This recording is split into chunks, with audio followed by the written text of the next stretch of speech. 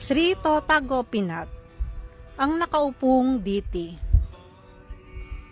Sa tahanan ni Gadadhar ay naroroon ang napakagandang si Gopinath. Ang diti na ito ay kamukhang kamukha ng anak ni Nanda Maharaj. Maging si Sri Chaitanya Mahaprabhu ay niyayakap ang diti na ito. Kahit pa ang mga tao na naniniwala na walang Diyos o ang mga atheistic persons, pag nakita nila ang diti na ito ay magkakaroon ng pagbabago sa kanilang mga puso.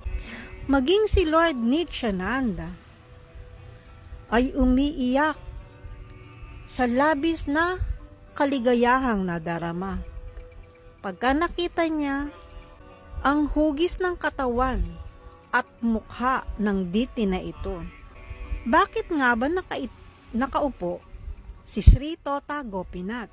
Si Sri Tota Gopinath naman ay nakatayo at siya ay sinasamba ni Sri Gadadhar Pandit. Pero pagkaalis ni Lord Chaitanya Mahaprabhu dito sa material world, si Gadadhar Pandit ay nagkaramdam ng labis na kalungkutan. Ang kanyang katawan ay naging payat na payat at nakabaluktot na. At siya ay may matinding dalamhati na nararamdaman araw-araw. Kahit pa siya ay 47 gulang pa lamang, ay pumayat na ito at laging malungkot. Nakabaluktot na nga ang kanyang katawan, na hindi man lamang kayang itaas ang kanyang mga kamay. Si Gaday ay hindi na niya mabihisan mapalitan ng damit si Tota Gopinath.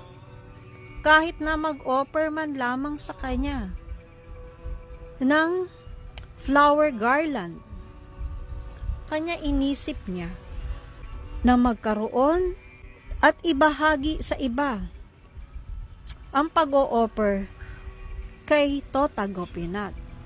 Sa kanyang panaginip noong gabing iyon, si Tota Gopinath ay dinalaw siya. At ang sabi, bakit gusto mo na iba na ang maging pudyari sa akin upang magsilbi? Ang gusto ko lamang ay ikaw ang magsisilbi sa akin. Ang sagot naman ni Gadadhar, O Prananatha, dahil sa aking kondisyon, hindi na ako makatayo. Hindi na kita mapagsilbihan ng maayos. Ang sagot naman ni Lord Gopinath, hindi. Ipinipilit ko na ikaw ang magsilbi sa akin. Kung ikaw ay nagkakaroon ng kahirapan, bukas, ako ay liliit. Kinabukasan, ay pumasok si Gadadhar sa DT room para pagsilbihan si Gopinath. At siya ay namangha sa kanyang nakita. Ang pinakamahabagin na si Lord ay nakaupo na para tanggapin ang serbisyo mula kay Gadadhar at mula sa kanyang mga kamay. Nang umalis na si Sri Gadadhar Pandit, ay ibang devotee naman na nagngangalang si Mamu Thakur ang nangalaga sa diti na Sri Tota Gopinath.